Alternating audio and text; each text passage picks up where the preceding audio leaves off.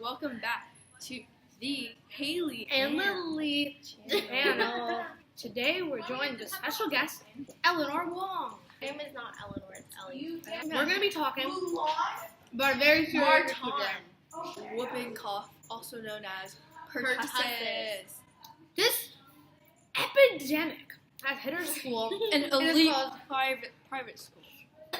and has caused news people to report on us. So So since this is the best news channel at our school, of course, we're going to be talking to you guys about pertussis. Basically, it's whooping cough. When you cough, it's like, The kid who started it all. So he's in my science class, and I sat next to him, and he was my lab partner when he had pertussis, and he didn't know he had pertussis. go home. But I'm not sick. It doesn't matter. You Go have. get checked for Can whooping I have a cough drop instead? No.